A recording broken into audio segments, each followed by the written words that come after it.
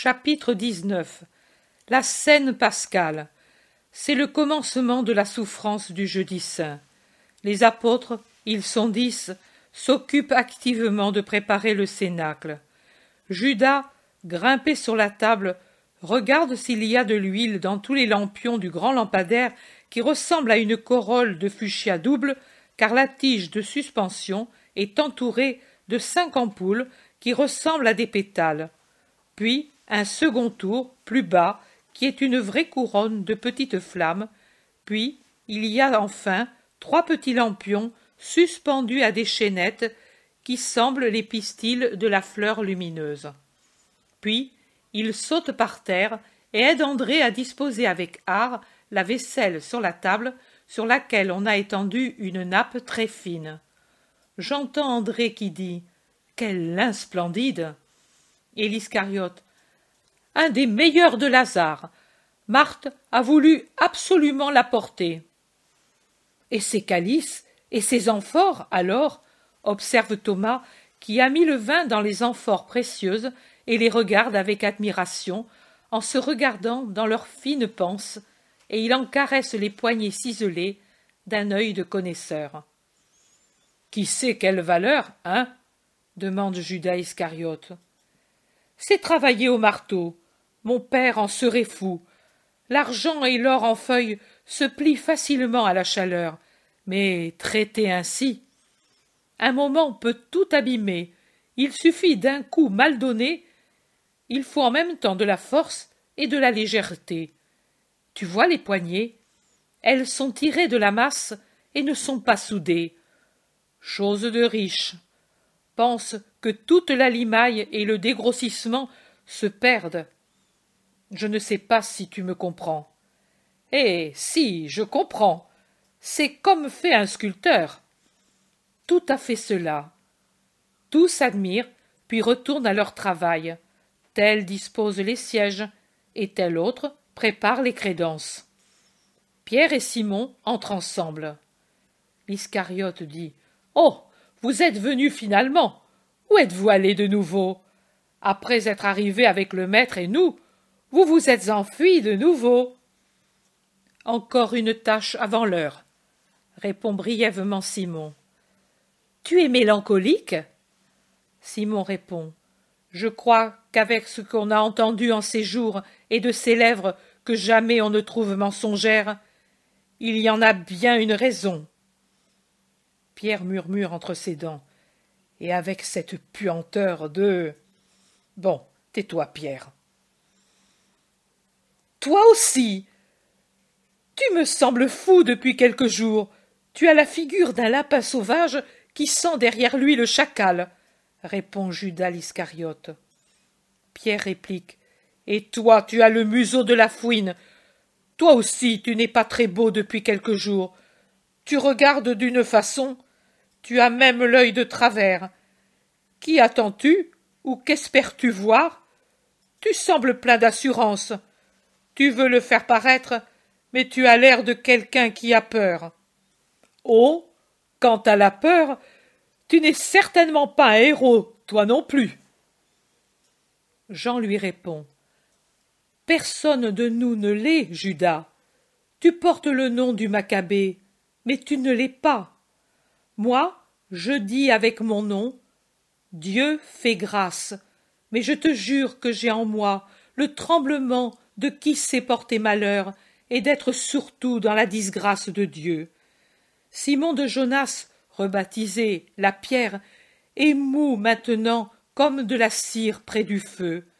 Il ne se cramponne plus par sa volonté, lui que je n'ai jamais vu trembler dans les plus violentes tempêtes.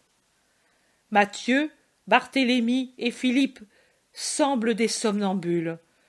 Mon frère et André ne font que soupirer.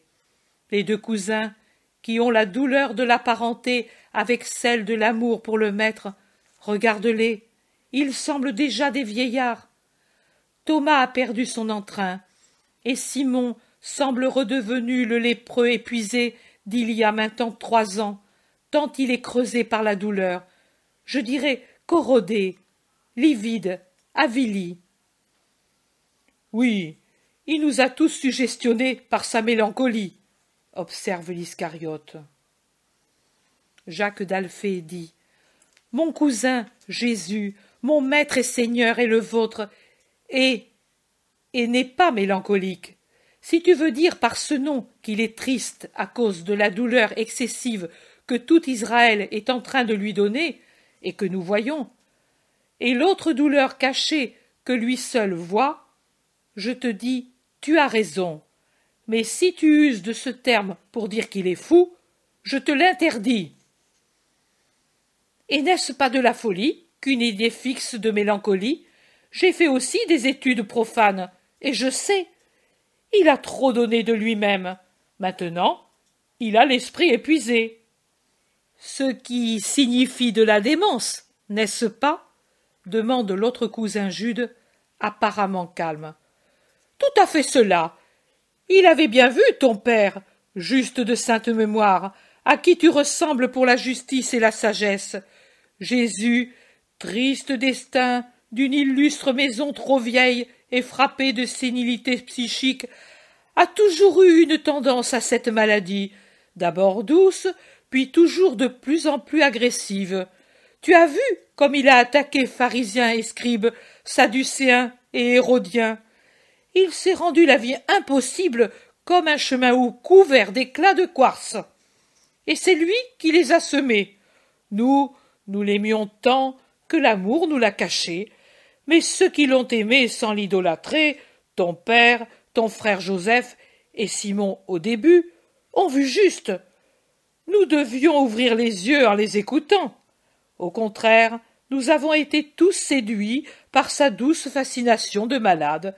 Et maintenant, hélas! Jude Thaddée, qui, aussi grand que l'Iscariote, est justement en face de lui et paraît l'écouter paisiblement, a un déclic violent, et d'un puissant revers de main, il couche Judas sur un des sièges, et avec une colère contenue, sans éclat de voix, se penchant, siffle sur son visage de lâche, et Judas ne réagit pas, craignant peut-être que le Thaddée soit au courant de son crime. Voilà pour la démence, reptile, et c'est seulement parce que lui est à côté et que c'est le soir de Pâques que je ne t'étrangle pas. Mais réfléchis bien. S'il lui arrive du mal et qu'il n'est plus là pour arrêter ma force, personne ne te sauve. C'est comme si déjà tu avais la corde au cou, et ce seront ces mains honnêtes et fortes d'artisans galiléens et de descendants du frondeur de Goliath qui feront ton affaire. Lève-toi, mollasson libertin, et surveille ta conduite. Judas se lève, livide, sans la moindre réaction. Et ce qui me surprend, personne ne réagit au nouveau geste du Thaddée. Au contraire, il est clair que tous approuvent. L'ambiance est à peine redevenue tranquille que Jésus entre.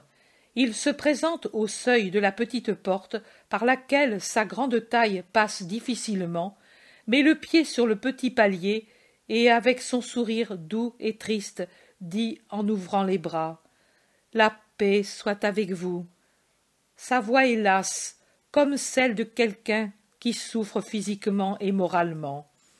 Il descend, caresse la tête blonde de Jean qui est accouru près de lui. Comme s'il ignorait tout, il sourit à son cousin Jude et il dit à l'autre cousin: « Ta mère te prie d'être doux avec Joseph. Tout à l'heure, il a demandé aux femmes de mes nouvelles et des tiennes. Je regrette de ne l'avoir pas salué.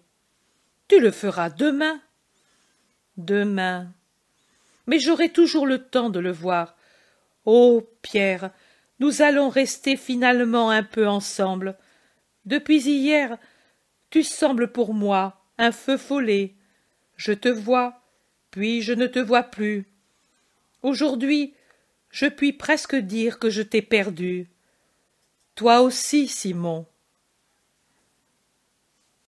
Le zélote dit avec sérieux: Nos cheveux plutôt blancs que noirs peuvent assurer que nous ne nous sommes pas absentés par désir de la chair. L'Iscariote offensif dit « Bien que, à tout âge, on peut avoir cette faim, les vieux, pire que les jeunes. » Simon le regarde et il va répliquer. Mais Jésus le regarde aussi et dit « Tu as mal aux dents? Tu as la joue droite enflée et rouge. »« Oui, j'ai mal, mais ce n'est pas la peine de s'en occuper. » Les autres ne disent rien, et l'affaire se termine ainsi. Jésus demande « Avez-vous fait tout ce qu'il fallait faire, toi Matthieu, et toi André, et toi Judas, as-tu pensé à l'offrande au temple ?» Les deux premiers, aussi bien que l'Iscariote, disent « Tout est fait de ce que tu avais dit de faire pour aujourd'hui. Sois tranquille. » Jean dit en souriant et rêvant « Moi, j'ai apporté les primeurs de Lazare à Jade de Chouza pour les enfants. Ils m'ont dit « Elles étaient meilleures, ces pommes. Elles avaient la saveur de la faim, celles-là. » Et c'était tes pommes. Jésus aussi sourit à un souvenir. Thomas dit « J'ai vu Nicodème et Joseph. »« Tu les as vus? Tu as parlé avec eux ?» demande l'Iscariote avec un intérêt exagéré. « Oui. Qu'y a-t-il d'étrange? Joseph est un bon client de mon père. »« Tu ne l'avais pas dit avant.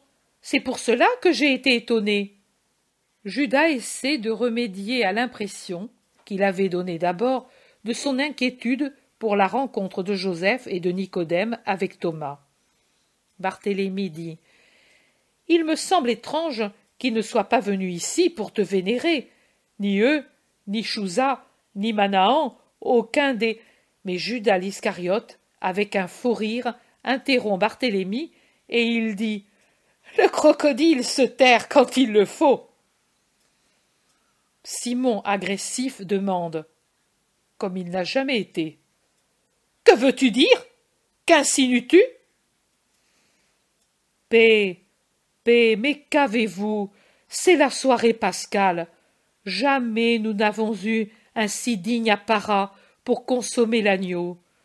Consommons donc la scène dans un esprit de paix. Je vois que je vous ai beaucoup troublé par mes instructions de ces derniers soirs, mais vous voyez, j'ai fini. Maintenant, je ne vous troublerai plus.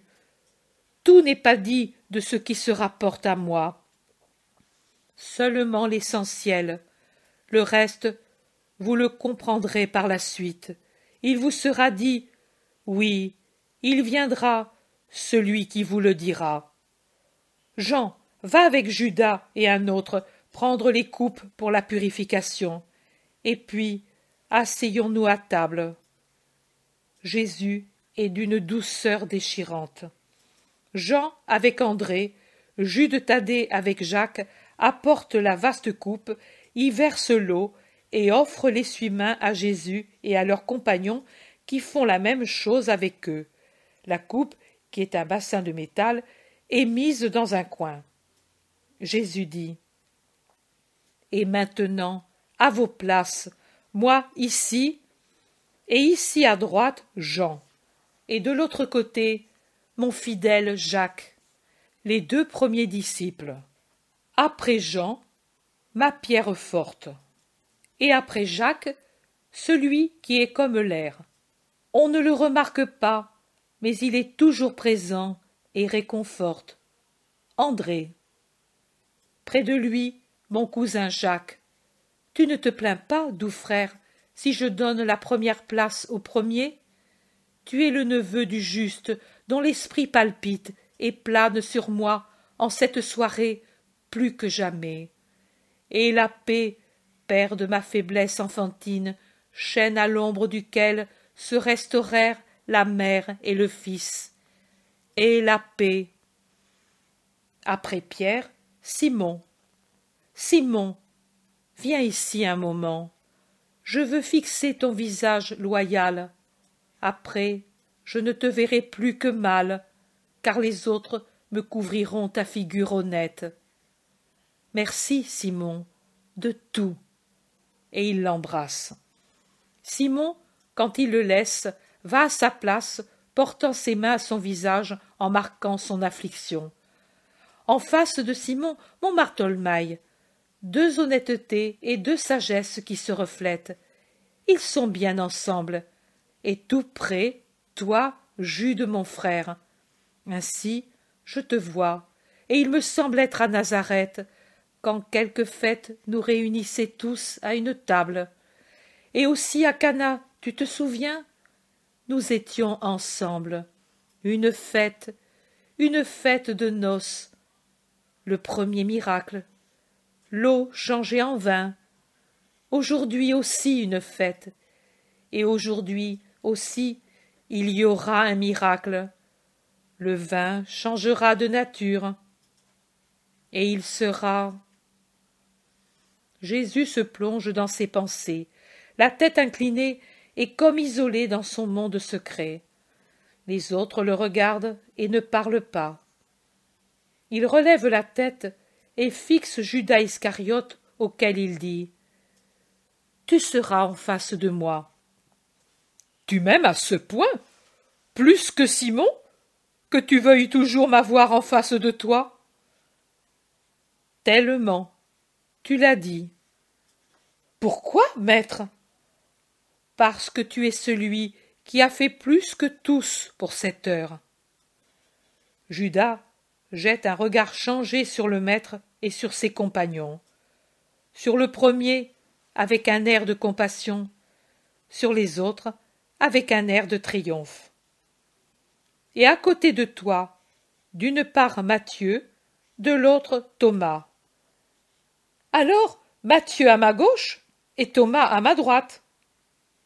Matthieu dit « Comme tu veux, comme tu veux. Il me suffit d'avoir bien en face de moi mon Sauveur. » Le dernier, Philippe. Voilà, vous voyez, qui n'est pas à côté de moi du côté d'honneur, a l'honneur d'être en face de moi. Jésus, debout à sa place, verse dans le grand calice placé devant lui. Tous ont de hauts calices, mais lui en a un beaucoup plus grand, en plus de celui des autres. Ce doit être le calice rituel. Il verse le vin, il l'élève, l'offre, le repose. Puis, tous ensemble, demandent sur le ton du psaume « Pourquoi cette cérémonie ?»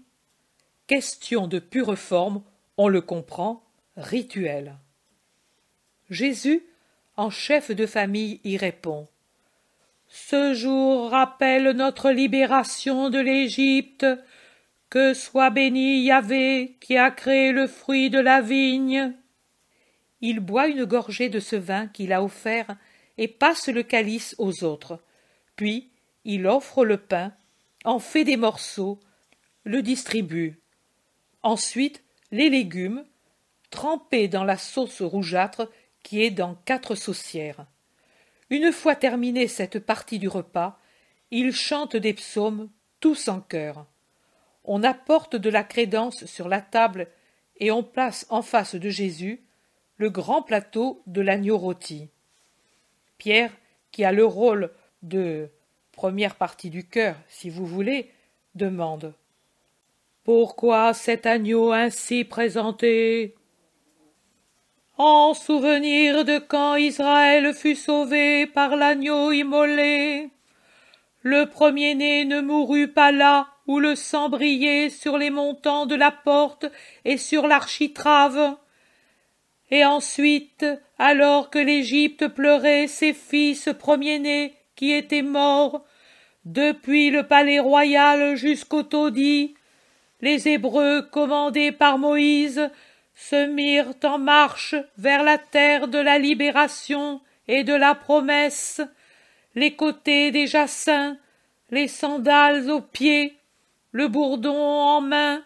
Le peuple d'Abraham s'empressa de se mettre en marche en chantant les hymnes de la joie.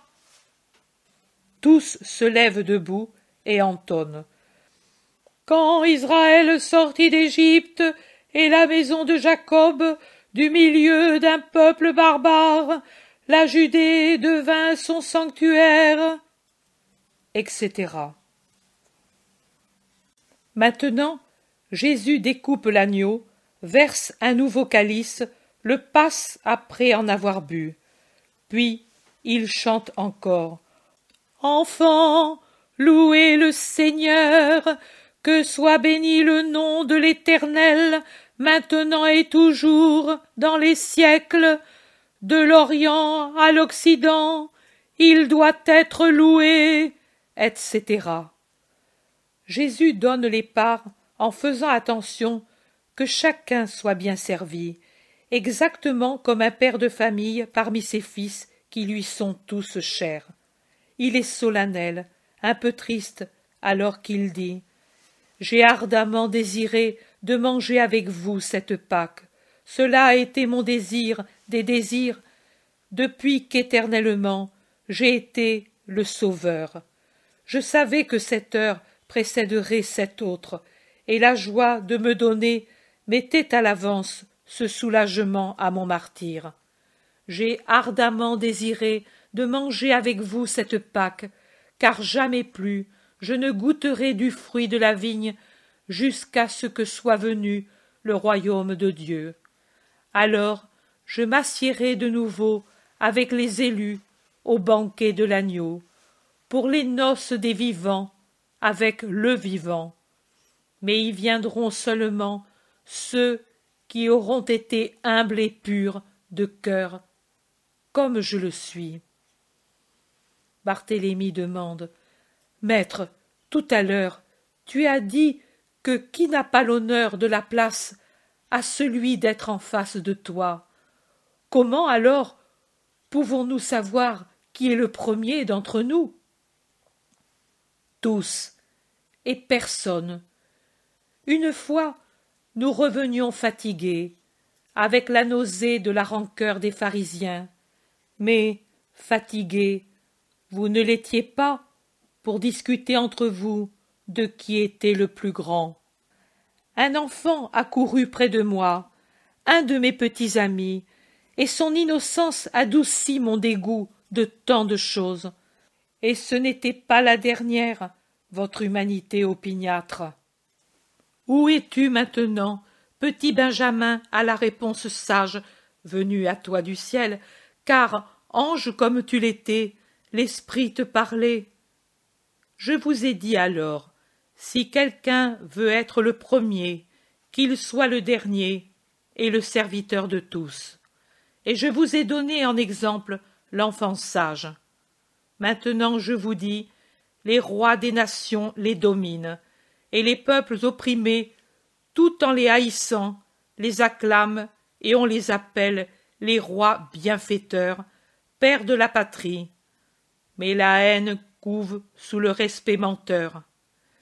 Mais parmi vous, qu'il n'en soit pas ainsi, que le plus grand soit comme le plus petit, le chef comme celui qui sert. Qui, en fait, est le plus grand? Celui qui est à table ou celui qui sert? C'est celui qui est à table. Et pourtant, moi je vous sers, et d'ici peu je vous servirai davantage. Vous êtes ceux qui ont été avec moi dans les épreuves, et moi je dispose pour vous d'une place dans mon royaume, de même que j'y serai roi, selon la volonté du Père, afin que vous mangiez et buviez à ma table éternelle, et que vous soyez assis sur des trônes pour juger les 12 tribus d'Israël. Vous êtes restés avec moi dans les épreuves. Il n'y a que cela qui vous donne de la grandeur aux yeux du Père. Et ceux qui viendront, ils n'auront pas de place dans le royaume? Nous seuls? Oh, que de princes dans ma maison! Tous ceux qui auront été fidèles au Christ dans les épreuves de la vie seront des princes dans mon royaume, car ceux qui auront persévéré jusqu'à la fin dans le martyre de l'existence seront pareils à vous qui êtes restés avec moi dans mes épreuves. Je m'identifie avec ceux qui croient en moi. La douleur que j'embrasse pour vous et pour tous les hommes, je la donne comme enseigne à ceux qui sont particulièrement élus. Celui qui me sera fidèle dans la douleur sera un de mes bienheureux, pareil à vous, ô mes aimés. Nous avons persévéré jusqu'à la fin. Tu le crois, Pierre, et moi je te dis que l'heure de l'épreuve n'est pas encore venue. Simon, Simon de Jonas, voilà que Satan a demandé de vous vanner comme le grain. J'ai prié pour toi, pour que ta foi ne vacille pas.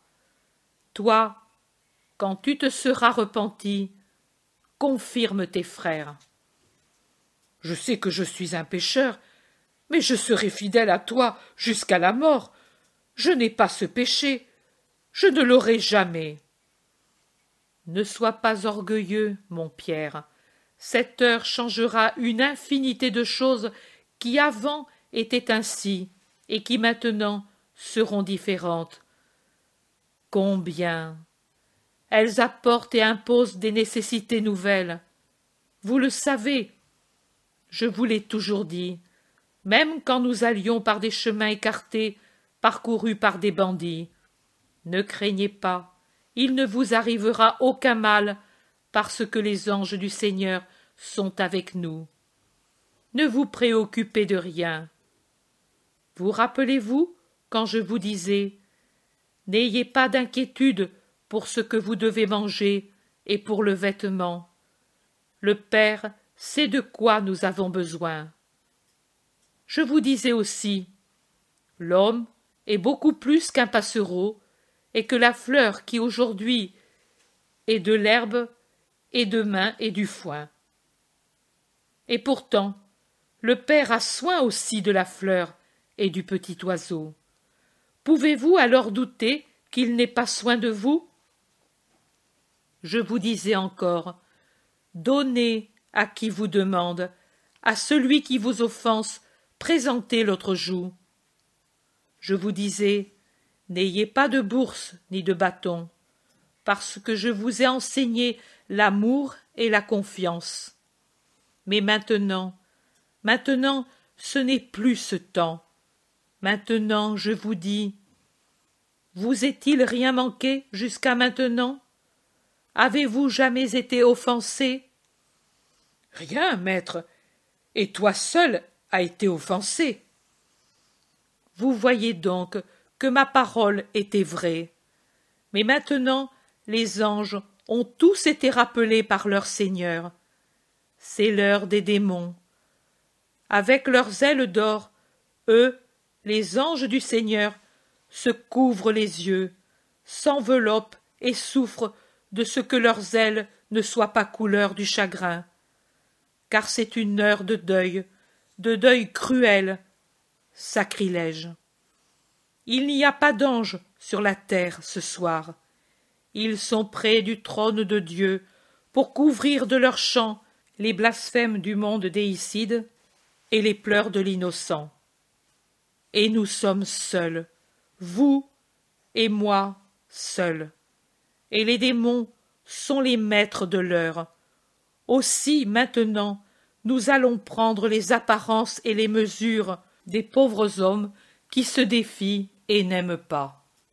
Maintenant, que celui qui a une bourse prenne aussi une besace. Que celui qui n'a pas d'épée vende son manteau et en achète une. Car cela aussi est dit de moi dans l'Écriture et doit s'accomplir. Il a été compté parmi les malfaiteurs. En vérité, tout ce qui me concerne a son but. Simon, qui s'est levé pour aller au coffre où il a déposé son riche manteau, c'est en effet que ce soir tous ont pris leurs meilleurs habits et ont par conséquent leurs poignards damasquinés, mais très courts, plutôt couteau que poignard, à leur riche ceinture, prend deux épées véritables, longues, légèrement courbes, et les porte à Jésus. Pierre et moi, nous sommes armés ce soir. Nous avons celle-ci, mais les autres n'ont que le court poignard. Jésus prend les épées, les observe, en dégaine une et essaie le tranchant sur l'ongle. C'est une vue étrange, et cela fait une impression encore plus étrange de voir cette arme féroce dans les mains de Jésus. « Qui vous les a donnés ?» demande l'Iscariote, alors que Jésus observe en silence, et Judas paraît sur les épines. « Qui ? Je te rappelle que mon père était noble et puissant. »« Mais Pierre !»« Eh bien, depuis quand dois-je rendre compte des cadeaux que je veux faire à mes amis ?» Jésus lève la tête après avoir rengainé l'arme et la rend aux zélotes. Jésus dit : « C'est bien, elles suffisent. Tu as bien fait de les prendre. Mais maintenant, avant que l'on boive le 3e calice, attendez un moment. Je vous ai dit que le plus grand est pareil au plus petit, et que moi, je suis le serviteur à cette table, et que je vous servirai davantage. Jusqu'à présent, je vous ai donné de la nourriture, service pour le corps. Maintenant, je veux vous donner une nourriture pour l'esprit. Ce n'est pas un plat du rituel ancien, il appartient au nouveau rite. J'ai voulu me baptiser avant d'être le maître. Pour répandre la parole, ce baptême suffisait. Maintenant, le sang sera répandu. Il faut un nouveau baptême, même pour vous qui pourtant avez été purifiés par le Baptiste en son temps, et même aujourd'hui au temple. Mais cela ne suffit pas encore. Venez, que je vous purifie. Suspendez le repas. Il y a quelque chose de plus élevé et de plus nécessaire que la nourriture donnée au ventre pour le remplir, même si c'est une nourriture sainte comme celle du rite pascal. Et c'est un esprit pur, disposé à recevoir le don du ciel, qui déjà descend pour se faire un trône en vous et vous donner la vie. Donnez la vie à qui est pur. Jésus se lève, fait lever Jean pour sortir plus facilement de sa place, va à un coffre et quitte son vêtement rouge pour le plier et le déposer sur le manteau déjà plié. Se ceint la taille d'un grand essuie-main, puis va à un autre bassin encore vide et propre. Il y verse de l'eau, le porte au milieu de la pièce près de la table et le met sur un tabouret. Les apôtres le regardent étonnés. « Vous ne me demandez pas ce que je fais ?» Pierre répond : « Nous ne savons pas. Je te dis que nous sommes déjà purifiés. Et je te répète que cela n'a pas d'importance. Ma purification servira à celui qui est déjà pur à être plus pur. » Il s'agenouille, délace les sandales de l'Iscariote et lui lave les pieds l'un après l'autre. Il est facile de le faire, car les lits sièges sont tournés de façon que les pieds sont vers l'extérieur. Judas est stupéfait et ne dit rien. Seulement, quand Jésus, avant de chausser le pied gauche et de se lever, fait le geste de lui baiser le pied droit déjà chaussé, Judas retire vivement son pied et frappe avec la semelle la bouche divine. Il le fait sans le vouloir. Ce n'est pas un coup fort, mais il me donne tant de douleur. Jésus sourit, et à l'apôtre qui lui demande : « T'ai-je fait mal ? Je ne voulais pas. Pardon ?» Il dit : « Non, ami, tu l'as fait sans malice, et cela ne me fait pas mal. » Judas le regarde, un regard troublé, fuyant. Jésus passe à Thomas, puis à Philippe. Il suit le côté étroit de la table et arrive à son cousin Jacques. Il le lave et, en se levant, le baise au front. Il passe à André, qui rougit de honte et fait des efforts pour ne pas pleurer. Il le lave, le caresse comme un enfant. Puis, c'est Jacques de Zébédée qui ne cesse de murmurer « Oh, maître, maître, maître, tu t'anéantis, mon sublime maître !»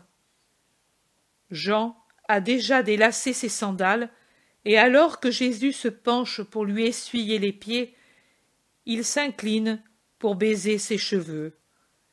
Mais Pierre, il n'est pas facile de le persuader de se prêter à ce rite. « Toi, me laver les pieds, n'y pense pas. Tant que je suis en vie, je ne le permettrai pas. Je suis un ver. Tu es Dieu. Chacun à sa place. » Ce que je fais, tu ne peux le comprendre maintenant, mais par la suite, tu le comprendras. Laisse-moi faire. Tout ce que tu veux, maître. Veux-tu me couper le cou? Fais-le, mais me laver les pieds, tu ne le feras pas.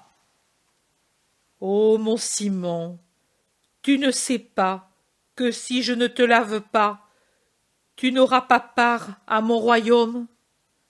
Simon, Simon, tu as besoin de cette eau pour ton âme et pour le temps de chemin que tu dois faire. Tu ne veux pas venir avec moi? Si je ne te lave pas, tu ne viens pas dans mon royaume. Ô mon Seigneur béni, mais alors, lave-moi tout entier, pieds, mains et tête. Celui qui, comme vous, a pris un bain, n'a besoin que de se laver les pieds, puisqu'il est entièrement pur. Les pieds. L'homme avec ses pieds va dans les ordures. Et ce serait encore peu, car je vous l'ai dit, ce n'est pas ce qui entre et sort avec la nourriture qui souille, et ce n'est pas ce qui va sur les pieds en route qui contamine l'homme, mais c'est ce qui couve et mûrit dans son cœur et sort de là pour contaminer ses actions et ses membres. Et les pieds de l'homme, à l'âme impure, vont aux orgies, à la luxure, au commerce illicite, au crime. Ce sont donc, parmi les membres du corps, ceux qui ont une grande partie à purifier, avec les yeux, avec la bouche. Ô homme, homme, créature parfaite un jour, le premier, et ensuite tellement corrompu par le séducteur. Et il n'y avait pas de malice en toi, ô homme, et pas de péché. Et maintenant, tu es tout entier malice et péché, et il n'y a pas de partie de toi qui ne pêche pas. Jésus lave les pieds à Pierre, les baise, et Pierre pleure, et il prend dans ses grosses mains les mains de Jésus, les passe sur ses yeux, et les baise ensuite. Simon aussi a quitté ses sandales et se laisse laver. Mais ensuite, quand Jésus va passer à Barthélemy, Simon s'agenouille et lui baise les pieds en disant « Purifie-moi de la lèpre du péché, comme tu m'as purifié de la lèpre du corps, pour que je ne sois pas confondu à l'heure du jugement, mon Sauveur. » Ne crains pas, Simon, tu viendras dans la cité céleste, blanc comme la neige. Barthélemy très ému. Et moi, Seigneur, à ton vieux Bartholomaï, que dis-tu? Tu m'as vu sous l'ombre du figuier, et tu as lu dans mon cœur. Et maintenant, que vois-tu? Et où me vois-tu? Rassure un pauvre vieux qui craint de ne pas avoir la force et le temps pour arriver à ce que tu veux qu'il soit. Toi aussi, ne crains pas. J'ai dit alors, voici un vrai Israélite en qui il n'y a pas de fraude. Maintenant je dis, voilà un vrai chrétien, digne du Christ. Où je te vois? sur un trône éternel, vêtu de pourpre. Je serai toujours avec toi. C'est le tour de Jude Thaddée. Celui-ci, quand il voit Jésus à ses pieds, ne sait pas se contenir. Il penche la tête sur son bras appuyé à la table, et il pleure. Ne pleure pas, doux frère, tu es maintenant comme quelqu'un qui doit supporter qu'on lui enlève un nerf, et il te paraît ne pas pouvoir le supporter. Mais ce sera une brève douleur, puis, oh, tu seras heureux, parce que tu m'aimes. Tu t'appelles Jude, et tu es comme notre grand Jude, comme un géant. Tu es celui qui protège. Tes actions sont du lion, et du lionceau qui rugit. Tu découvriras les impies qui reculeront devant toi, et les gens iniques seront terrifiés. Moi, je sais. Sois courageux. Une éternelle union resserrera et rendra parfaite notre parenté dans le ciel. Il le baise lui aussi sur le front, comme l'autre cousin. Matthieu dit: « Je suis pécheur, maître, pas à moi. » Tu étais pécheur, Matthieu. Maintenant, tu es l'apôtre. Tu es une de mes voix. Je te bénis. Ces pieds, que de chemin ils ont fait pour avancer toujours vers Dieu. L'âme les excitait, et ils ont quitté tout chemin qui n'était pas mon chemin. Avance. Sais-tu où finit le sentier? Sur le sein du Père, qui est le mien et le tien. Jésus a fini. Il enlève la serviette, se lave les mains dans de l'eau propre, reprend son vêtement, retourne à sa place et dit alors qu'il s'assied à sa place. Maintenant, vous êtes purs, mais pas tous, seulement ceux qui ont eu la volonté de l'être. Il fixe Judas de Kériote, qui fait semblant de ne pas entendre, occupé à expliquer à son compagnon Matthieu comment son père se décida à l'envoyer à Jérusalem. Conversation inutile, dont le seul but est de donner une contenance à Judas, qui, malgré son audace, doit se sentir mal à l'aise. Jésus, pour la 3e fois, verse du vin dans le calice commun. Il boit, fait boire, puis il entonne, et les autres font un chœur. J'aime parce que le Seigneur écoute la voix de ma prière, parce qu'il tend son oreille vers moi. Je l'invoquerai toute ma vie. J'étais entouré des douleurs de mort, etc. Un moment d'arrêt, puis il recommence à chanter.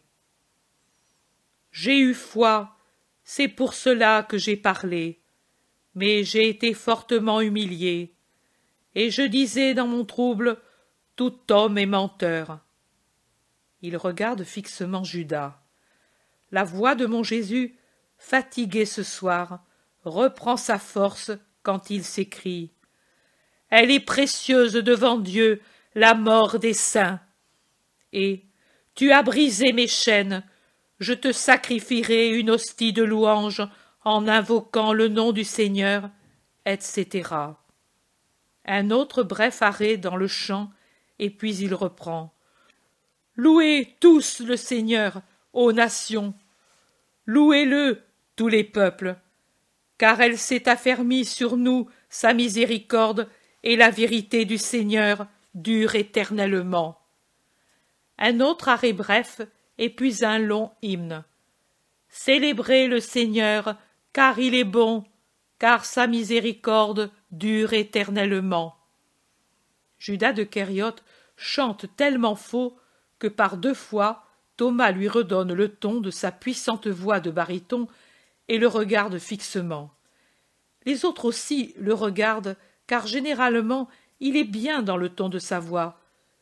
j'ai compris qu'il en est orgueilleux comme du reste, mais ce soir, certaines phrases le troublent au point qu'il chante faux. De même le trouble des regards de Jésus qui soulignent certaines phrases. L'une d'elles: il vaut mieux avoir confiance en Dieu que d'avoir confiance en l'homme. Une autre: bousculé, j'ai vacillé, et j'allais tomber, mais le Seigneur m'a soutenu. Une autre c'est: je ne mourrai pas, mais je vivrai, et je raconterai les œuvres du Seigneur. Et enfin ces deux que je dis maintenant étranglent la voix dans la gorge du traître. La pierre, rejetée par les constructeurs, est devenue la pierre d'angle. Et béni celui qui vient au nom du Seigneur. Le psaume fini, pendant que Jésus découpe des tranches de l'agneau et les présente, Matthieu demande à Judas de Kériote: « Mais tu te sens mal ?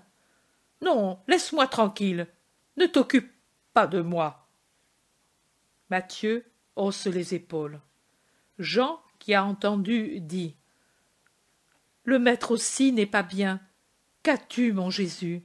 Ta voix est faible, comme celle d'un malade ou de quelqu'un qui a beaucoup pleuré. » Et il l'embrasse en restant la tête sur la poitrine de Jésus. Judas, nerveux, dit: « Il a seulement beaucoup parlé, comme moi j'ai beaucoup marché et pris froid. » Et Jésus, sans lui répondre, dit à Jean: « Tu me connais désormais, et tu sais ce qui me fatigue. » L'agneau est presque consommé. Jésus, qui a très peu mangé, en buvant seulement une gorgée de vin à chaque calice, et en buvant par contre beaucoup d'eau, comme s'il était fiévreux, recommence à parler. « Je veux que vous compreniez mon geste de tout à l'heure. Je vous ai dit que le premier est comme le dernier, et que je vous donnerai une nourriture qui n'est pas corporelle. C'est une nourriture d'humilité que je vous ai donnée pour votre esprit. Vous m'appelez Maître et Seigneur. Vous dites bien, car je le suis. Si donc je vous ai lavé les pieds, vous aussi, vous devez le faire l'un pour l'autre. Je vous ai donné l'exemple, afin que vous fassiez comme j'ai fait. En vérité, je vous dis, le serviteur n'est pas plus que le maître, et l'apôtre n'est pas plus que celui qui l'a fait tel. Cherchez à comprendre ces choses. Si ensuite, en les comprenant, vous les mettez en pratique, vous serez bienheureux. Mais vous ne serez pas tous bienheureux. Je vous connais. Je sais qui j'ai choisi. Je ne parle pas de tous de la même manière, mais je dis ce qui est vrai. D'autre part, doit s'accomplir ce qui est écrit à mon sujet. Celui qui a mangé le pain avec moi a levé son talon sur moi. Je vous dis tout avant que cela n'arrive, pour que vous n'ayez pas de doute sur moi. Quand tout sera accompli, vous croirez encore davantage que je suis moi. Celui qui m'accueille, accueille celui qui m'a envoyé, le Père saint qui est dans les cieux. Et celui qui accueillera ceux que je lui enverrai, il m'accueillera moi-même, car je suis avec le Père, et vous êtes avec moi. Mais maintenant, accomplissons le rite. » Il verse de nouveau du vin dans le calice commun, et avant d'en boire et d'en faire boire, il se lève, et tous se lèvent avec lui, et il chante de nouveau un des psaumes d'auparavant. « J'ai eu foi, et c'est pour cela que j'ai parlé. » Et puis un autre qui n'en finit pas. Beau, mais sans fin. Je crois le retrouver, pour le commencement et la longueur dans le psaume 118. Il le chante ainsi. Un morceau tous ensemble, puis à tour de rôle, chacun dit un verset, et les autres un morceau ensemble, et ainsi jusqu'à la fin. Je crois qu'à la fin, ils ont soif. Jésus s'assied, il ne s'allonge pas. Il reste assis comme nous, et il parle. Maintenant que l'ancien rite est accompli, je célèbre le nouveau rite. Je vous ai promis un miracle d'amour. C'est l'heure de le faire. C'est pour cela que j'ai désiré cette Pâque. Dorénavant, voilà l'hostie qui sera consommée dans un perpétuel rite d'amour. Je vous ai aimés pour toute la vie de la terre, mes chers amis. Je vous ai aimés pour toute l'éternité, mes fils. Et je veux vous aimer jusqu'à la fin. Il n'y a pas de chose plus grande que celle-là. Rappelez-vous-en. Je m'en vais, mais nous resterons unis pour toujours, grâce au miracle que maintenant j'accomplis. Jésus prend un pain encore entier, le met sur le calice rempli. Il bénit et offre l'un et l'autre, puis il partage le pain, en fait 13 morceaux et en donne un à chacun des apôtres en disant « Prenez et mangez, ceci est mon corps. Faites ceci en mémoire de moi qui m'en vais. » Il donne le calice et dit « Prenez et buvez, ceci est mon sang. Ceci est le calice du nouveau pacte dans le sang et par mon sang, qui sera répandu pour vous, pour la rémission de vos péchés et pour vous donner la vie. Faites ceci en mémoire de moi. » Jésus est très triste. Tout sourire, toute trace de lumière, de couleur l'ont abandonné. Il a déjà un visage d'agonie. Les apôtres le regardent angoissés. Jésus se lève en disant « Ne bougez pas, je reviens tout de suite. » Il prend le 13e morceau de pain, prend le calice et sort du cénacle. Jean murmure « Il va trouver sa mère !» Et Jude Thaddée soupire « Pauvre femme !» Pierre demande tout bas « Crois-tu qu'elle sache ?» Elle sait tout, elle a toujours tout su. Ils parlent tous à voix très basse, comme devant un mort. « Mais croyez-vous que vraiment ?» demande Thomas qui ne veut pas encore croire. Jacques de Zébédée répond « Et en doutes-tu ? C'est son heure. » Le zélote dit « Que Dieu nous donne la force d'être fidèles. »« Oh, moi !» va dire Pierre. Mais Jean, qui est aux aguets, dit « Chut, le voici. » Jésus rentre. Il a dans les mains le calice vide. Sur le fond, il y a à peine une trace de vin, et sous la lumière du lampadaire, elle semble vraiment du sang. Judas Iscariote, qui a devant lui le calice, le regarde comme fasciné, et puis il détourne son regard. Jésus l'observe, et il a un frisson que ressent Jean, appuyé comme il l'est sur sa poitrine. « Mais dis-le, tu trembles !» s'écrie-t-il. « Non, je ne tremble pas de fièvre, je vous ai tout dit, et je vous ai tout donné. Je ne pouvais vous donner davantage. C'est moi-même que je vous ai donné. » Il a son doux geste des mains qui, d'abord jointes, se séparent maintenant et s'écartent alors qu'il baisse la tête, comme pour dire « Excusez-moi si je ne puis davantage. » C'est ainsi. Je vous ai tout dit, et je vous ai tout donné. Et je répète, le nouveau rite est accompli. Faites ceci en mémoire de moi. Je vous ai lavé les pieds pour vous apprendre à être humble et pur comme votre maître. Car je vous dis qu'en vérité, les disciples doivent être comme le maître. Souvenez-vous-en, souvenez-vous-en, même quand vous serez haut placé, souvenez-vous-en. Le disciple n'est pas plus que le maître. Comme je vous ai lavé, faites-le entre vous, c'est-à-dire aimez-vous comme des frères, en vous aidant l'un l'autre, en vous vénérant réciproquement, en étant un exemple l'un pour l'autre.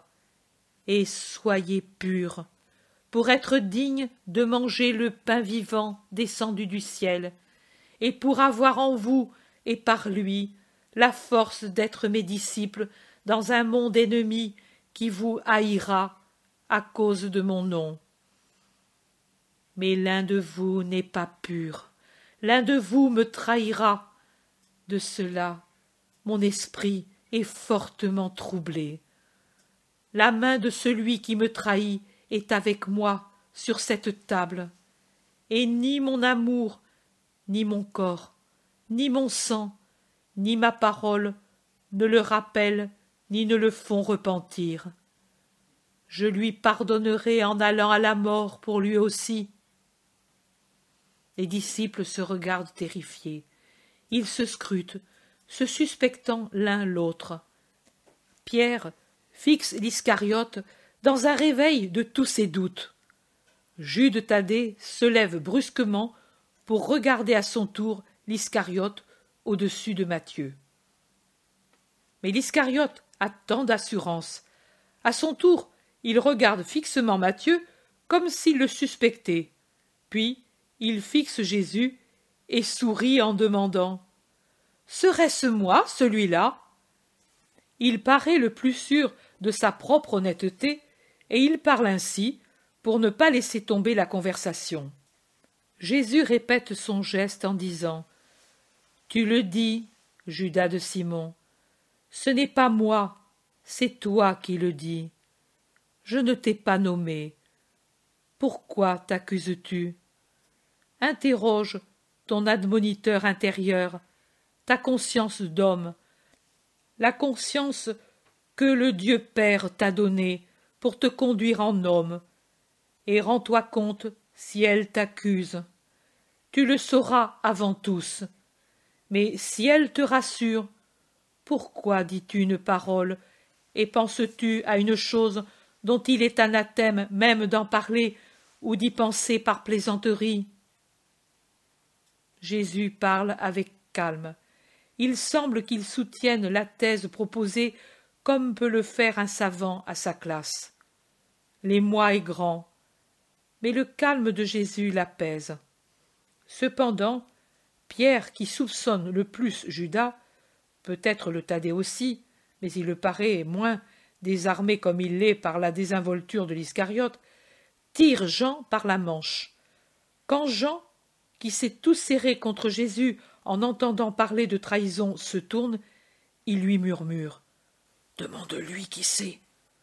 Jean reprend sa position et lève seulement la tête comme pour baiser Jésus, et en même temps lui murmure à l'oreille « Maître, qui est-ce » Et Jésus, très doucement, en lui rendant le baiser dans les cheveux, « Celui auquel je vais donner un morceau de pain trempé. » Et prenant un pain encore entier, pas le reste de celui qui a servi pour l'Eucharistie, en détache une grosse bouchée, la trempe dans la sauce de l'agneau dans le plateau, il allonge le bras au-dessus de la table et dit « Prends, Judas, tu aimes cela. »« Merci, maître, oui, j'aime cela. » Et ne sachant pas ce qu'est cette bouchée, il la mange alors que Jean, horrifié, va jusqu'à fermer ses yeux pour ne pas voir l'horrible rire de l'Iscariote pendant qu'il mange à belles dents le pain accusateur. « Bon, va maintenant que je t'ai fait plaisir, dit Jésus à Judas. tout est accompli ici. Il marque beaucoup ce mot. Ce qui reste encore à faire ailleurs, fais-le vite, Judas de Simon. Je t'obéis de suite, maître. Ensuite, je te rejoindrai au Gethsémani. Tu vas là, n'est-ce pas, comme toujours? J'y vais, comme toujours. Oui. Qu'a-t-il à faire? Demande Pierre. Il va seul? Je ne suis pas un enfant, plaisante Judas, qui met son manteau. Laisse-le aller. Lui et moi savons ce qu'il y a à faire, dit Jésus. Oui, maître. Pierre se tait. Peut-être pense-t-il qu'il a péché en soupçonnant son compagnon. La main sur le front, il réfléchit. Jésus serre Jean sur son cœur et se tourne pour lui murmurer dans les cheveux. Ne dis rien à Pierre pour le moment. Ce serait un scandale inutile. Adieu, maître. Adieu, ami. Judas salue. Adieu, dit Jésus. Et Pierre. Je te salue, garçon.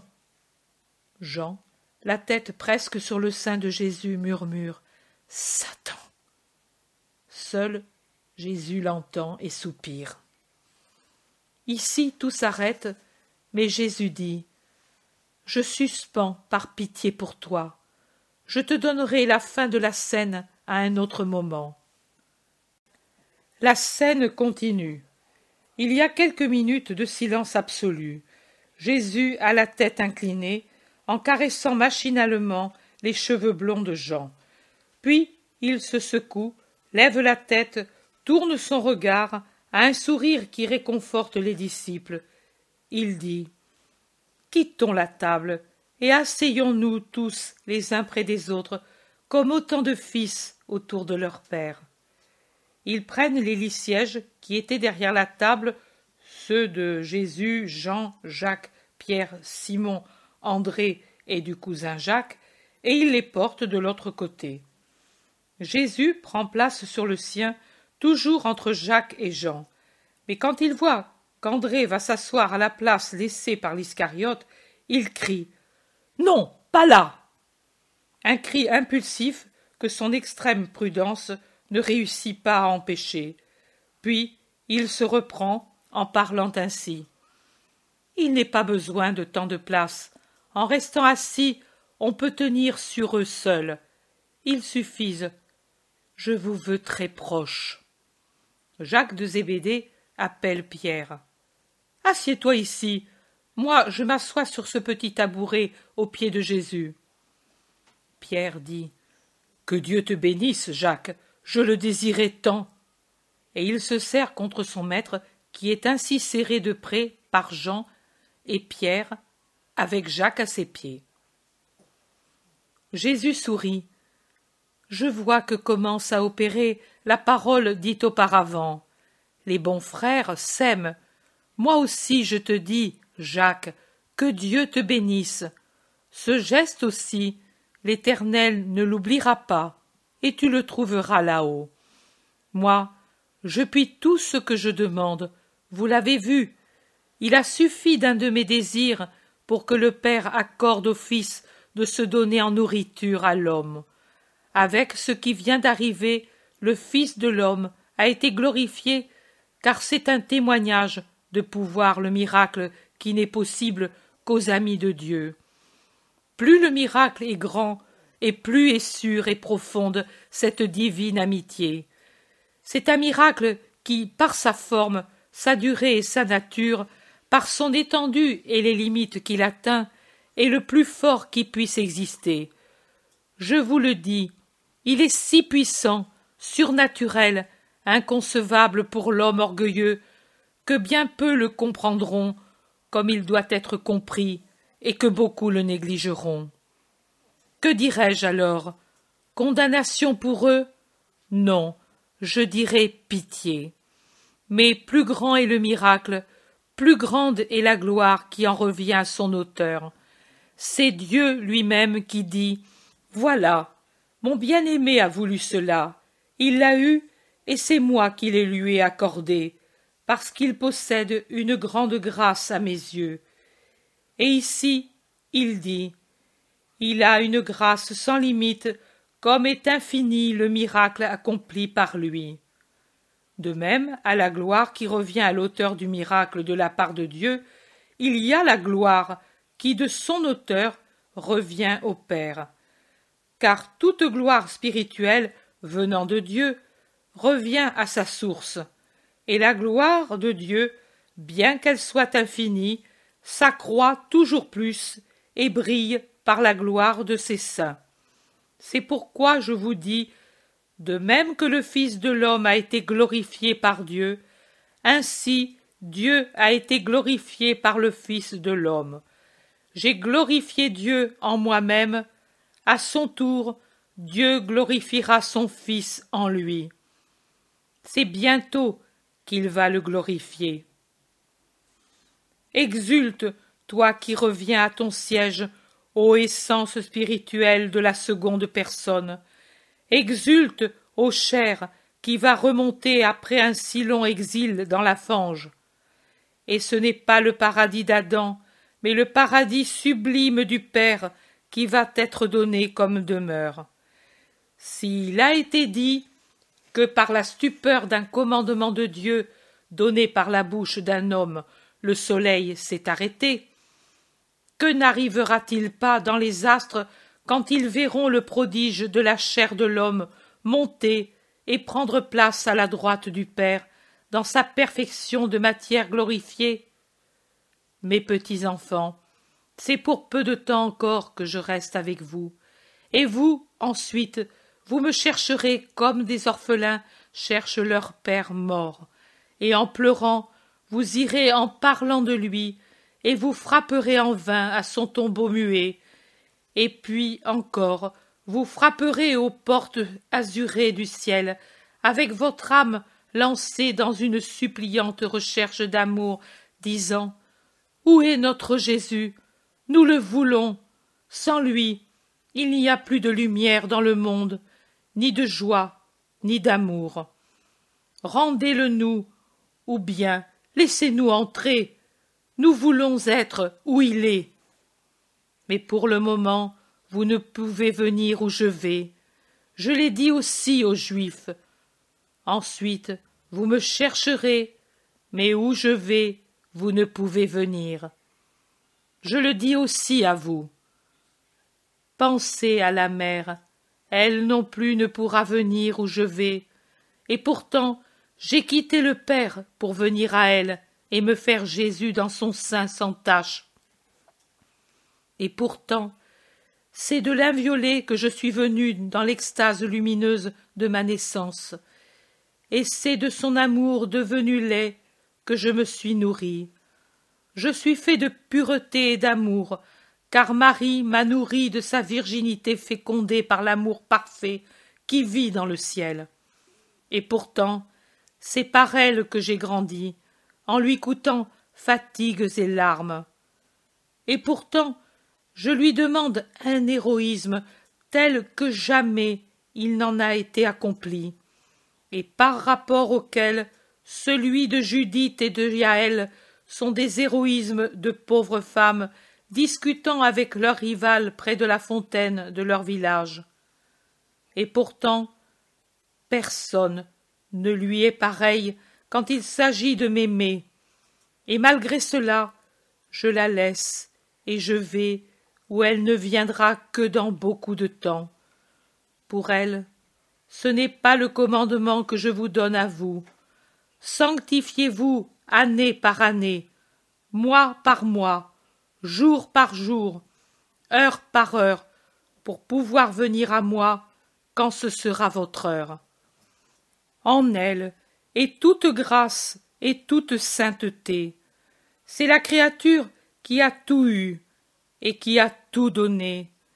Il n'y a rien à ajouter ni à enlever. C'est le très saint témoignage de ce que peut Dieu. Mais pour être certain qu'il y a en vous la capacité de pouvoir me rejoindre, et d'oublier la douleur du deuil de la séparation de votre Jésus, je vous donne un commandement nouveau, et c'est que vous vous aimiez les uns les autres, comme je vous ai aimé. De même, aimez-vous l'un l'autre. C'est par cela que l'on saura que vous êtes mes disciples.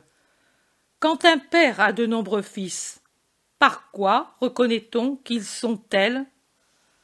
Pas tellement par l'aspect physique, car il y a des hommes qui sont semblables à un autre homme avec lequel ils n'ont aucun rapport de sang ni non plus de nation, mais par l'amour commun pour la famille, pour leur père et entre eux.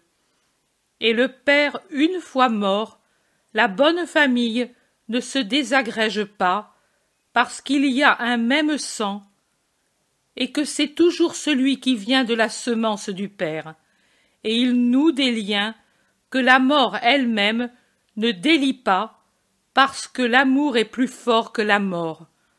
Or, si vous vous aimez, même après que je vous aurai quittés, tous reconnaîtront que vous êtes mes fils, et par conséquent mes disciples, et que vous êtes frères entre vous, ayant eu un seul Père. Pierre demande: Seigneur Jésus, mais où vas-tu? Je vais où, pour le moment, tu ne peux me suivre, mais plus tard, tu me suivras. Et pourquoi pas maintenant? Je t'ai toujours suivi depuis que tu m'as dit « Suis-moi ». J'ai tout quitté sans regret. Or, si tu t'en allais sans ton pauvre Simon, en me laissant sans toi, mon tout, alors que pour toi j'ai quitté le peu de bien que j'avais, ce ne serait pas juste, ni beau de ta part. Tu vas à la mort? C'est bien, mais moi aussi je viens. Allons ensemble dans l'autre monde, mais auparavant je t'aurais défendu. Je suis prêt à donner ma vie pour toi. Tu donneras ta vie pour moi? Maintenant? Maintenant, non. En vérité, oh, c'est en vérité que je te le dis, le coq n'aura pas encore chanté que tu m'auras renié 3 fois. Maintenant, c'est encore la première veille. Puis viendra la seconde, et puis la 3e. Avant que résonne le chant du coq, tu auras par 3 fois renié ton Seigneur. Impossible, maître. Je crois à tout ce que tu dis, mais pas à cela. Je suis sûr de moi. Jésus répond: Maintenant, pour l'instant tu es sûr, mais c'est parce que tu m'as encore. Tu as Dieu avec toi. D'ici peu, le Dieu incarné sera pris, et vous ne l'aurez plus. Et Satan, après vous avoir déjà appesanti, ton assurance elle-même est une ruse de Satan, un poids pour t'appesantir, vous effraiera. Il vous insinuera: Dieu n'existe pas, moi j'existe. Et pourtant, bien que votre esprit sera aveuglé par l'épouvante, vous raisonnerez encore, et vous comprendrez que quand Satan est le maître du moment, le bien est mort, et le mal agissant, l'esprit abattu, et l'humain triomphant. Alors vous resterez comme des guerriers sans chef, poursuivis par l'ennemi, et dans votre frayeur de vaincu, vous courberez l'échine devant le vainqueur, et pour n'être pas tué, vous renierez le héros tombé. Mais je vous en prie, que votre cœur ne se trouble pas. Croyez en Dieu, et croyez aussi en moi. Croyez en moi contre toutes les apparences. Qu'il croit dans ma miséricorde et dans celle du Père, aussi bien celui qui reste que celui qui fuit, aussi bien celui qui se tait que celui qui ouvrira la bouche pour dire « Je ne le connais pas ». croyez également dans mon pardon, et croyez que quelles que soient dans l'avenir vos actions, dans le bien et dans ma doctrine, dans mon Église par conséquent, elles vous donneront une même place dans le ciel. Dans la maison de mon Père, il y a beaucoup de demeures. S'il n'en était pas ainsi, je vous l'aurais dit, car je vais en avant vous préparer une place pour vous. N'agissent-ils pas ainsi, les bons pères, quand ils doivent amener ailleurs leur petite famille? Ils vont à l'avance préparer la maison, le mobilier, les provisions, et puis ils viennent prendre leurs enfants les plus chers. Ils agissent ainsi par amour, pour que rien ne manque aux petits et qu'ils ne souffrent pas dans le nouveau village. J'agis de même et pour le même motif. Maintenant, je m'en vais, et quand j'aurai préparé une place pour chacun dans la Jérusalem céleste, je viendrai de nouveau, je vous prendrai avec moi, pour que vous soyez avec moi où je suis, où il n'y aura ni mort, ni deuil, ni larmes, ni cris, ni faim, ni douleur, ni ténèbres, ni feu, mais seulement lumière, paix, béatitude et chant. Ô chant des cieux très hauts, quand les 12 élus seront sur les trônes avec les 12 patriarches des 12 tribus d'Israël, et chanteront dans l'ardeur du feu de l'amour spirituel, dressés sur la mer des béatitudes, le cantique éternel, qui aura pour arpège l'éternel Alléluia de l'armée angélique. Je veux que vous soyez là où je serai, et vous savez où je vais, et vous en connaissez le chemin. Thomas dit, « Mais Seigneur, nous ne savons rien. Tu ne nous dis pas où tu vas. Comment pouvons-nous savoir le chemin à prendre pour venir vers toi et pour abréger l'attente? Je suis le chemin, la vérité, la vie. Vous me l'avez entendu dire et expliquer plusieurs fois, et, en vérité, certains qui ne savaient même pas qu'il existe un Dieu se sont avancés sur le chemin, sur mon chemin, et ont déjà de l'avance sur vous. Oh, où es-tu, brebis perdue de Dieu, que j'ai ramenée au bercail? Où es-tu, toi dont l'âme est ressuscitée? Qui? De qui parles-tu? De Marie, de Lazare? Elle est à côté, avec ta mère. Tu la veux? Ou bien tu veux Jeanne? Certainement, elle est dans son palais, mais si tu veux, nous allons l'appeler. Non, pas elle. Je pense à celle qui ne sera dévoilée que dans le ciel, et à Photinaï. Elles m'ont trouvé et n'ont plus quitté mon chemin. À l'une, j'ai indiqué le Père comme Dieu vrai et l'Esprit comme Lévite dans cette adoration individuelle. À l'autre, qui ne savait même pas qu'elle avait un esprit, j'ai dit « Mon nom est Sauveur. Je sauve celui qui a bonne volonté de se sauver. Je suis celui qui cherche ceux qui sont perdus pour leur donner la vie, la vérité et la pureté. Qui me cherche me trouve. » Et toutes deux ont trouvé Dieu. Je vous bénis, Ève faible devenue plus forte que Judith. Je viens où vous êtes, je viens. Vous me consolez, soyez bénis. Philippe dit, « Montre-nous le Père, Seigneur, et nous serons pareils à elle. » Depuis si longtemps, je suis avec vous, et toi, Philippe, tu ne m'as pas encore connu? Qui me voit, voit mon Père. Comment donc peux-tu dire « Montre-nous le Père » ? Tu n'arrives pas à croire que je suis dans le Père et le Père est en moi? Les paroles que je vous dis, je ne les dis pas de moi-même, Mais le Père qui demeure en moi accomplit toutes mes œuvres. Et vous ne croyez pas que je suis dans le Père et lui est en moi? Que dois-je dire pour vous faire croire? Mais si vous ne croyez pas aux paroles, croyez au moins aux œuvres.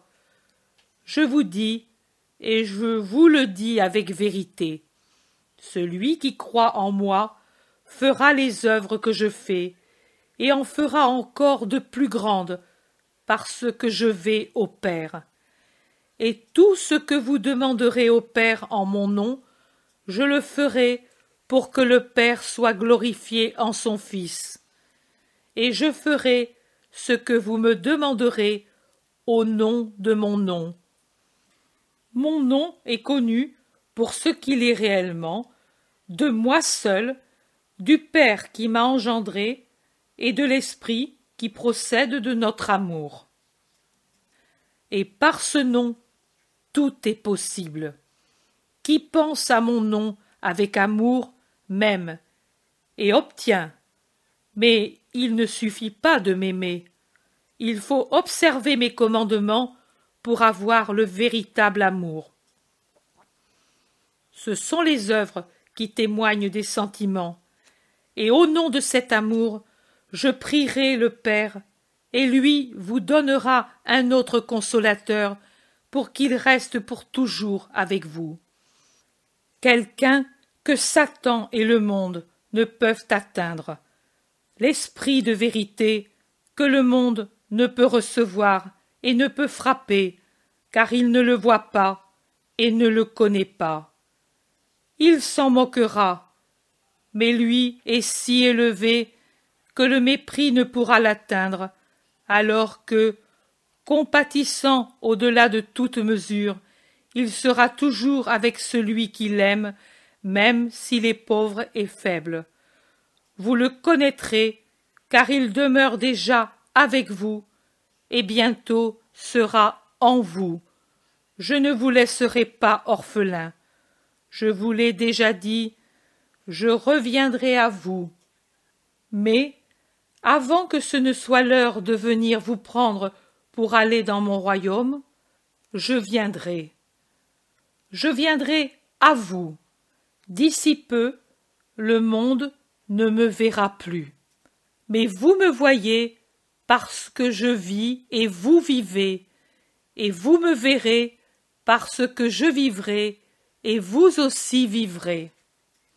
Ce jour-là, vous saurez que je suis en mon Père, et vous en moi, et moi en vous. En effet, celui qui accueille mes préceptes et les observe, celui-là m'aime, et celui qui m'aime sera aimé de mon Père, et il possédera Dieu. Car Dieu est charité, et celui qui aime a Dieu en lui. Et je l'aimerai, car en lui je verrai Dieu, et je me manifesterai à lui en me faisant connaître dans les secrets de mon amour, de ma sagesse, de ma divinité incarnée. Ce seront mes retours parmi les fils de l'homme que j'aime, bien qu'ils soient faibles et même ennemis. Mais ceux-ci seront seulement faibles, et je les fortifierai, et je leur dirai, lève-toi. Je dirai, viens dehors. Je dirai, suis-moi.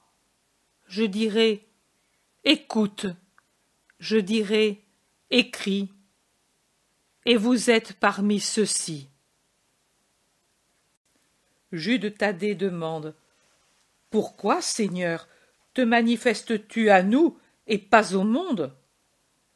Parce que vous m'aimez et observez mes paroles. Celui qui agira ainsi sera aimé de mon Père, et nous viendrons à lui, et nous établirons notre demeure chez lui, en lui. Alors que celui qui ne m'aime pas n'observe pas mes paroles et agit selon la chair et le monde. Maintenant, sachez que ce que je vous ai dit n'est pas parole de Jésus de Nazareth, mais parole du Père, parce que je suis le Verbe du Père qui m'a envoyé. Je vous ai dit ces choses en parlant ainsi avec vous, parce que je veux vous préparer moi-même à la possession complète de la vérité et de la sagesse. Mais vous ne pouvez encore comprendre et vous souvenir. Pourtant, quand viendra à vous le Consolateur, l'Esprit Saint que le Père enverra en mon nom, alors vous pourrez comprendre, et lui vous enseignera tout et vous rappellera ce que je vous ai dit. Je vous laisse ma paix, je vous donne ma paix, je vous la donne non comme la donne le monde, ni même comme jusqu'à présent je vous l'ai donnée, le salut béni du béni à ceux qui sont bénis. Plus profonde est la paix que maintenant je vous donne. En cet adieu, je vous communique moi-même mon esprit de paix, comme je vous ai communiqué mon corps et mon sang, pour qu'en vous reste une force dans la bataille imminente.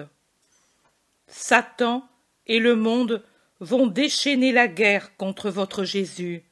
C'est leur heure. Ayez en vous la paix. Mon esprit, qui est un esprit de paix, car je suis le roi de la paix, ayez-la pour ne pas être trop abandonné. Celui qui souffre avec la paix de Dieu en lui, souffre, mais sans blasphème et sans désespoir. Ne pleurez pas. Vous avez bien entendu que j'ai dit « Je vais au Père, et puis je reviendrai ».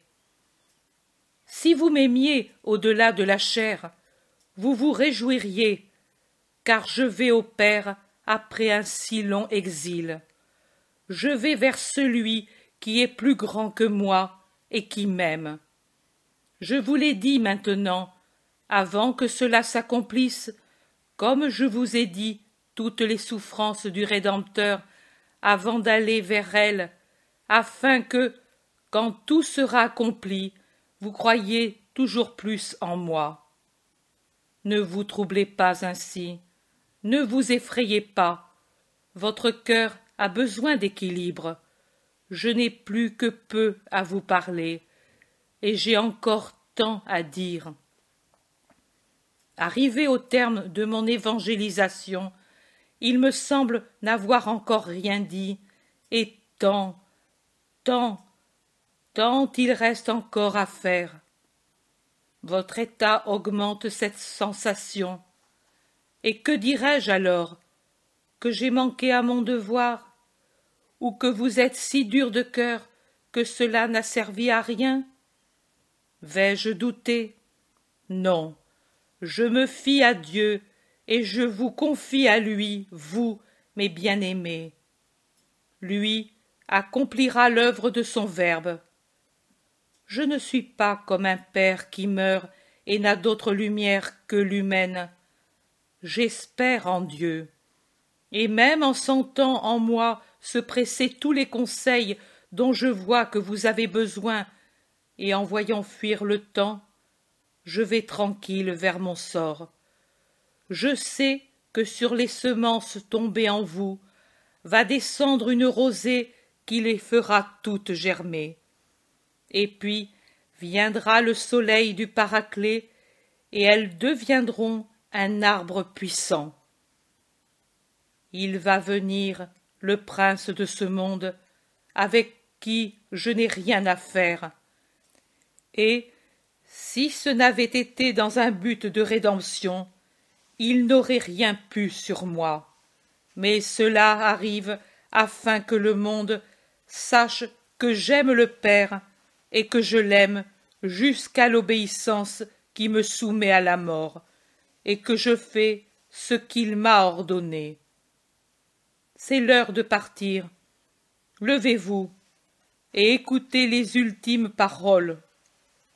Je suis la vraie vigne, et c'est mon Père qui la cultive. Tout sarment qui ne porte pas de fruit, lui le coupe, et celui qui porte du fruit, il le taille pour qu'il en porte encore plus. vous êtes déjà purifiés par ma parole. Demeurez en moi, et moi en vous, pour continuer à être tels. Le sarment détaché de la vigne ne peut faire de fruits. Il en est ainsi pour vous, si vous ne restez pas en moi. Je suis la vigne, et vous, les sarments. Celui qui reste uni à moi porte des fruits abondants. Mais si l'un se détache, il devient un rameau sec que l'on jette au feu et que l'on brûle. Car, sans l'union avec moi, vous ne pouvez rien faire.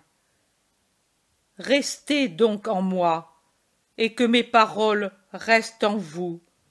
Puis, demandez ce que vous voulez, et cela vous sera fait. Mon Père sera toujours d'autant plus glorifié que vous porterez davantage de fruits et que vous serez davantage mes disciples. Comme le Père m'a aimé, il en est de même pour moi avec vous. Demeurez dans mon amour qui sauve. En m'aimant, vous serez obéissants, et l'obéissance fait croître l'amour réciproque. Ne dites pas que je me répète. Je connais votre faiblesse, et je veux que vous vous sauviez. Je vous ai dit ces choses pour que la joie que j'ai voulu vous donner soit en vous et soit complète. Aimez-vous, aimez-vous, c'est mon nouveau commandement. Aimez-vous réciproquement plus que chacun de vous ne s'aime lui-même. Il n'y a pas de plus grand amour que l'amour de celui qui donne sa vie pour ses amis. Vous êtes mes amis, et moi, je donne ma vie pour vous. Faites ce que je vous enseigne et commande. Je ne vous appelle plus serviteur, car le serviteur ne sait pas ce que fait son maître, alors que vous savez ce que je fais. Vous savez tout de moi. Je vous ai manifesté non seulement moi-même, mais aussi le Père et le Paraclet, et tout ce que j'ai entendu de Dieu. Ce n'est pas vous qui vous êtes choisis, mais c'est moi qui vous ai choisis, et je vous ai élus pour que vous alliez parmi les peuples et que vous fassiez du fruit en vous et dans les cœurs de ceux qui seront évangélisés, et que votre fruit demeure, et que le Père vous donne tout ce que vous demanderez en mon nom. Jésus. Ne dites pas.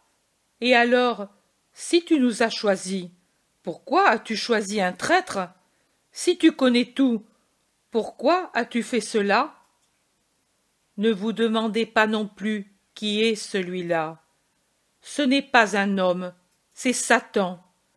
Je l'ai dit à l'ami fidèle, et je l'ai laissé dire par le Fils aimé. C'est Satan.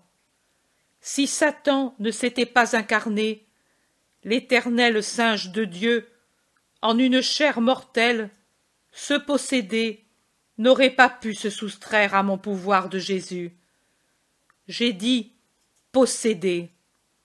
Non, il est beaucoup plus. Il est anéanti en Satan. Jacques d'Alphée demande: Pourquoi, toi qui as chassé les démons, ne l'as-tu pas délivré? Le demandes-tu par amour pour toi, craignant de l'être? Ne le crains pas. Moi alors? Moi? Taisez-vous. Je ne dis pas ce nom, juge de miséricorde, et vous faites la même chose. Mais pourquoi ne l'as-tu pas vaincu? Tu ne le pouvais pas? Je le pouvais, mais pour empêcher Satan de s'incarner pour me tuer, j'aurais dû exterminer la race humaine avant la rédemption. Qu'aurais-je racheté alors? Dis-le-moi, Seigneur, dis-le-moi. » Pierre s'est glissé à genoux et secoue Jésus avec frénésie, comme s'il était en proie au délire. « Est-ce moi? Est-ce moi? Je m'examine. Il ne me semble pas. Mais toi, tu as dit que je te renierais. Et je tremble. Oh, quelle horreur, si c'était moi! » « Non, Simon de Jonas, pas toi. » « Pourquoi m'as-tu enlevé mon nom de Pierre? Je suis donc redevenu Simon. Tu le vois, tu le dis, c'est moi. Mais comment ai-je pu? Dites-le, dites-le, vous. Quand est-ce que j'ai pu devenir traître? Simon, Jean, mais parlez! » « Pierre, Pierre, Pierre, je t'appelle Simon, parce que je pense à notre première rencontre quand tu étais Simon, et je pense comment tu as toujours été loyal dès le premier moment. Ce n'est pas toi. Je te le dis, moi, vérité. »« Qui alors? »« Mais c'est Judas de Cariote, tu ne l'as pas encore compris ?» crie le Thaddée, qui n'arrive plus à se contenir. Pierre crie. « Pourquoi ne me l'as-tu pas dit avant? Pourquoi ?» crie aussi Pierre. Silence. C'est Satan. Il n'a pas d'autre nom. Où vas-tu, Pierre? Le chercher. Dépose tout de suite ce manteau et cette arme, ou bien je dois te chasser et te maudire?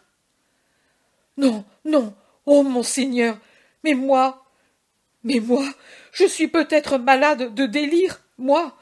Oh, oh. Pierre pleure après s'être jeté par terre aux pieds de Jésus. Je vous donne le commandement de vous aimer et de pardonner. Avez-vous compris? Si dans le monde il y a aussi la haine, qu'en vous il n'y ait que l'amour pour tous. Combien de traîtres vous trouverez sur votre route, mais vous ne devez pas haïr et rendre le mal pour le mal. Autrement, le Père vous haïra. Avant vous, j'ai été haï et trahi, moi. Et pourtant, vous le voyez, je ne hais pas. Le monde ne peut aimer ce qui n'est pas comme lui. Il ne vous aimera donc pas.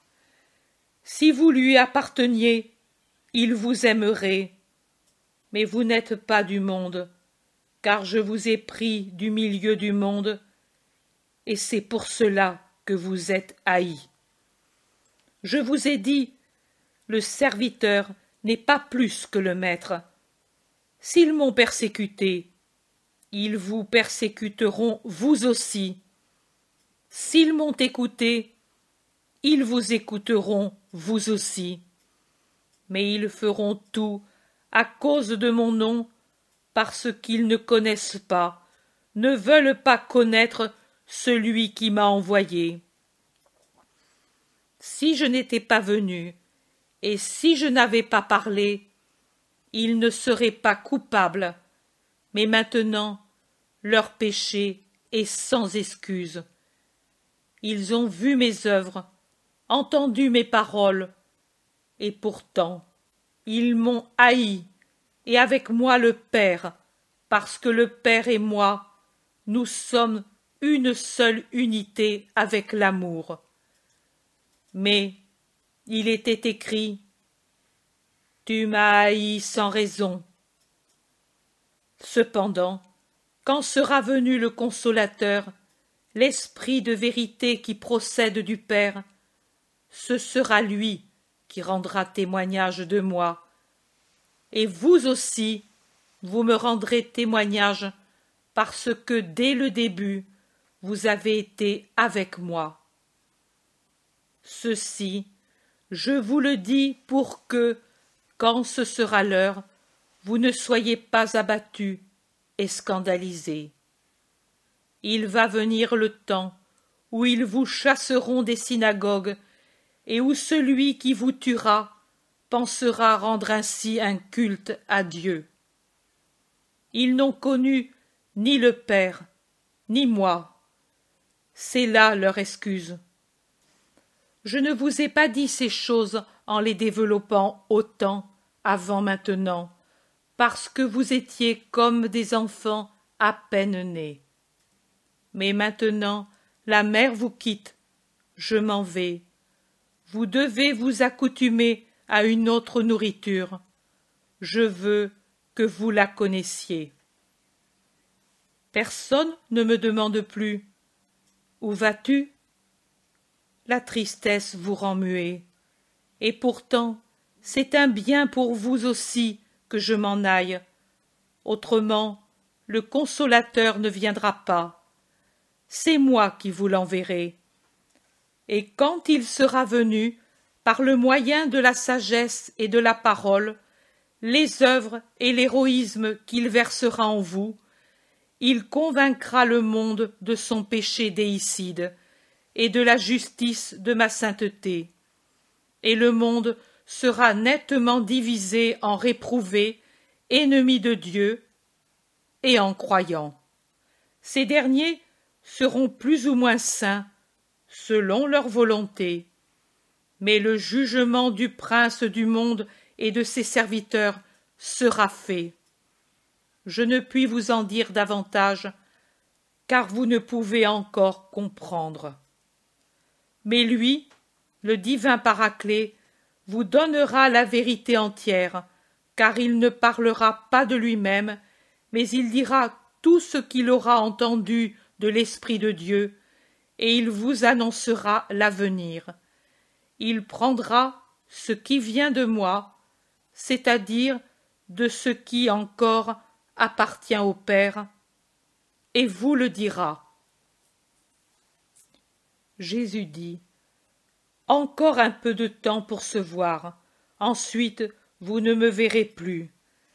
Et ensuite, encore un peu de temps, et puis vous me verrez. » Vous murmurez entre vous et dans votre cœur. Écoutez une parabole, la dernière de votre maître. Quand une femme a conçu et arrive à l'heure de l'enfantement, elle est dans une grande affliction, car elle souffre et gémit. Mais quand son petit enfant est venu au jour et qu'elle le serre sur son cœur, toute peine cesse et la tristesse se change en joie parce qu'un homme est venu au monde.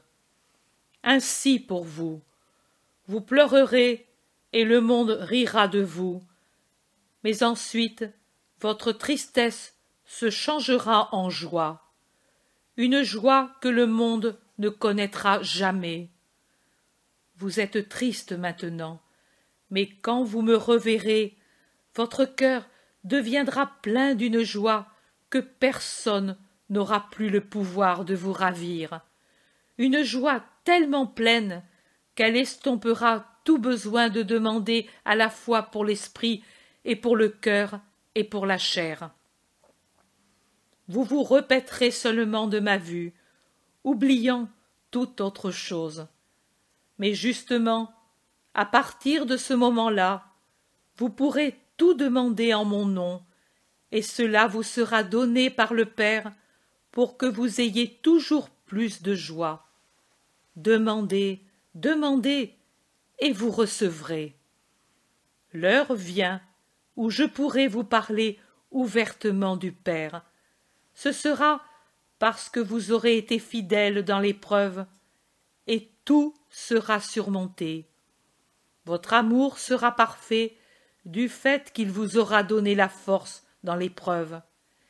Et ce qui vous manquera, je vous l'ajouterai en le prenant de mon immense trésor et en disant « Père, tu le vois, ils m'ont aimé en croyant que je suis venu de toi.